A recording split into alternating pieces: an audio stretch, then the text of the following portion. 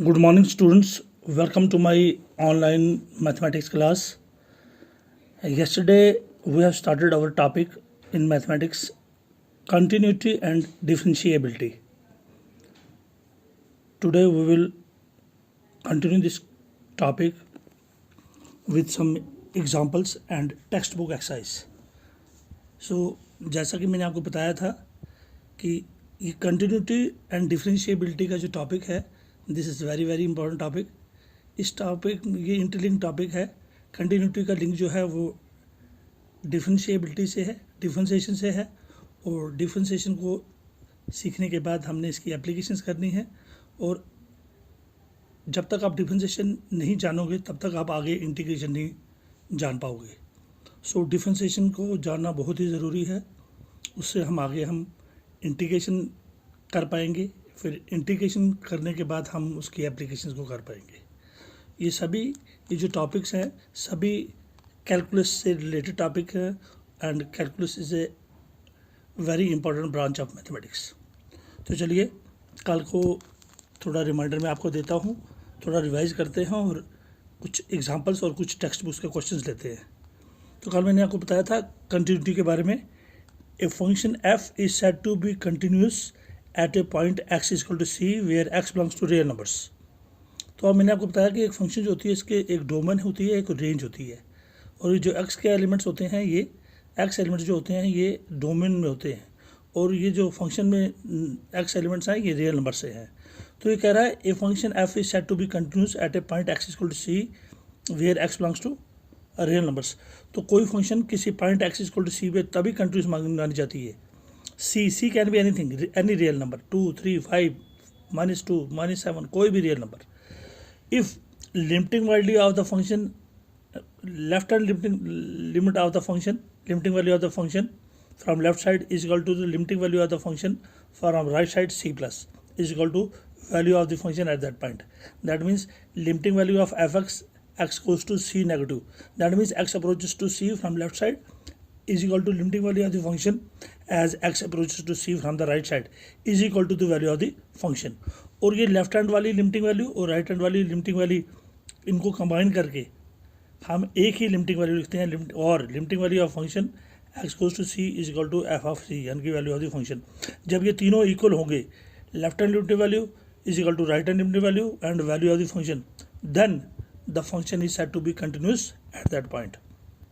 ये जो जब दोनों लिमिट्स इक्वल होते हैं, दिस इज नेसेसरी कंडीशन. और जब ये फंक्शन की वैल्यू के बराबर भी इक्वल हो जाते हैं तो that is sufficient condition. So necessary and sufficient condition क्या है कि left hand value limiting value और राइट हैंड लिमिटिंग वैल्यू और वैल्यू ऑफ द फंक्शन उस पॉइंट पे तीनों इक्वल होने चाहिए. या अगर कंडीशंस ना दी हो तो दोनों लिमिटिंग वैल्यू के बदले c नेगेटिव होता है लेफ्ट साइड, c पॉजिटिव होता है राइट साइड. इनको कंबाइन करके हम लिखते हैं limiting value of function as x goes to c.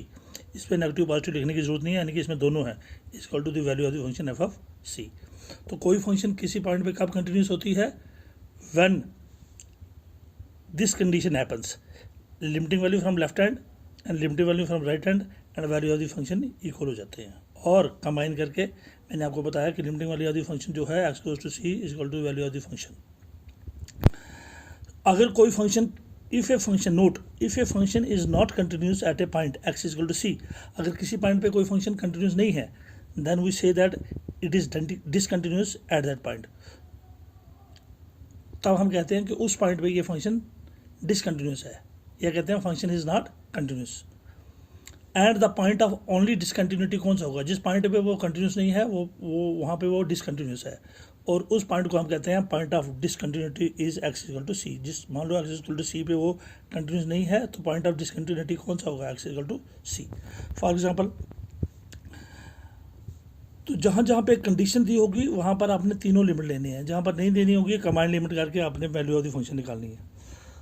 Prove that the function is continuous eight x is equal to 4 where function is equal to given by fx is equal to 4x minus 5. तो हमें एक function दिया है fx is equal to 4x minus 5.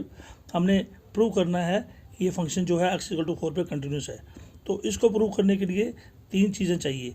अब चूंकि इस function में कोई कंडीशन नहीं दी है तो हम कमांड फंक्शन वाला फार्मूला लेंगे, यानी कि limiting value of the function at the point is equal to value of the function at that point.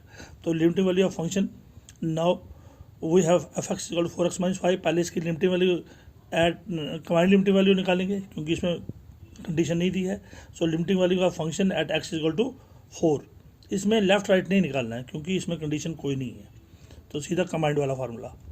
तो कितनी है limiting value of f x के बदले क्या लिख देते हैं हम 4x-5 एक्स गोज टू 4। और जैसे ही हम एक्स की वैल्यू इसमें डालेंगे तो लिमिट खत्म हो जाएगा, which is equal to 4 into x की वैल्यू 4 है -5, 4 4 था 16 -5 तो कितना आया 11। तो ये थी लिमिटिंग वैल्यू ऑफ फंक्शन, ये वाली लेफ्ट साइड। अब वैल्यू ऑफ द फंक्शन किस पॉइंट पे, सी, यहाँ पर सी है और यहाँ पर पॉइंट क्या है 4। तो एफ ऑफ सी के बदले हम निकालेंगे एफ ऑफ 4। तो एफ ऑफ 4 क्या है, डालिए इसमें वैल्यू एफ ऑफ 4, 4 इंटू 4 -5, तो 4 इंटू 4 -5 हो गया 16 -5, वो भी क्या है 11। ये भी 11 और वो भी 11।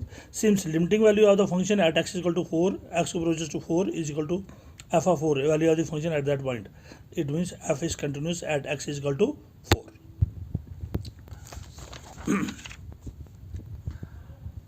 चलिए आपको टेक्स्ट बुक के क्वेश्चंस देते हैं। तो हमारा पहला क्वेश्चन है, prove that the function f x is equal to 5x-3 is continuous at x equal to 0 and x equal to -3 and x equal to -5। ये वैसा ही क्वेश्चन है जो हमने अभी किया।